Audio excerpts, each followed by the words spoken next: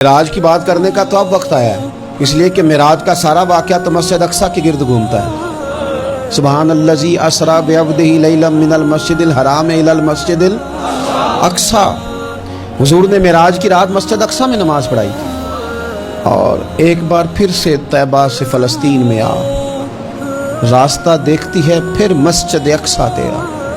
ایک بار حضور گئے تھے مکے سے مسجد اقصیٰ، اور پھر حضور فرماتے ہیں جب میں واپس گیا نا تو کفار نے جو کہ مسجد اقصیٰ دیکھی ہوئی تھی تو مجھ سے پوچھنا شروع کر دیا کہ مسجد اقصیٰ کی کھڑکیاں کتنی ہیں، دروازے کتنے ہیں، پلر کتنے ہیں۔ جب انہوں نے سوال جواب کیے تو حضور فرماتے ہیں کہ رب کریم نے مسجد اقصیٰ کو اٹھا کے میرے سامنے رکھ دیا۔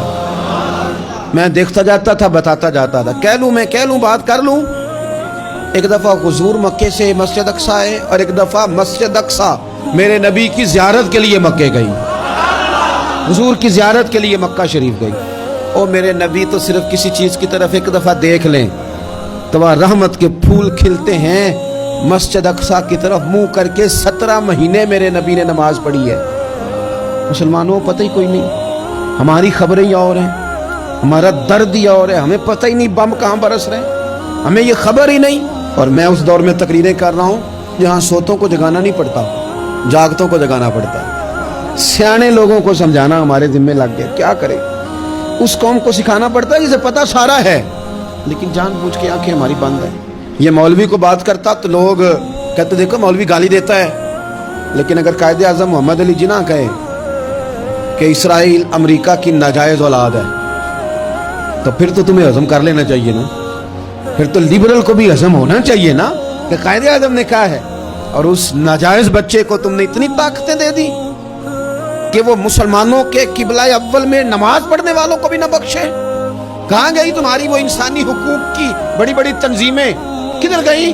اور میرا پاکستانی میڈیا سے بھی سوال ہے، چند دن پہلے سیالکوٹ میں ایک واقعہ ہوا، ناانصافی ہو گئی جی، ناانصافی ہو گئی جی ایک بی بی کے ساتھ۔ ہر بندے نے شور مچایا، بڑے بڑے طوفان اٹھتے ہیں، کیوں ہوا جی کیوں ہوا؟ مسجد اقصیٰ کی توہین ہو گئی تو پھر طوفان کیوں نہیں اٹھا؟ ٹاک شو کیوں نہیں ہوئے؟ بحثیں کیوں نہیں ہوئی؟ میں اس موم بتی مافیا کا کیا کروں؟ ان لبرل لوگوں کا کیا کروں؟ ان کے سپورٹروں ووٹروں کا کیا کروں؟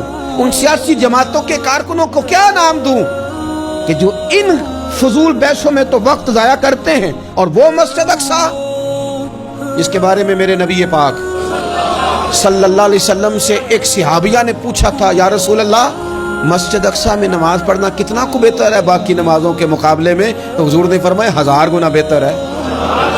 بی بی عرض کرنے لگی، سونیا میں جا تو نہیں سکتی، دل بڑا کرتا ہے۔ حضور نے فرمایا جا نہیں سکتی تو وہاں تیل ہی بھجوا دے، جس میں حاضری لگوانے کی حضور بات کریں جس مسجد میں۔ اور نبی پاک علیہ السلام نے فرمایا خاص کر کے سفر کرنا ہوا تو 3 مسجدوں کے لیے کرنا، ایک مسجد حرام بیت اللہ کے لیے، ایک مسجد نبوی کے لیے، اور تیسرا مسجد اقصیٰ کے لیے۔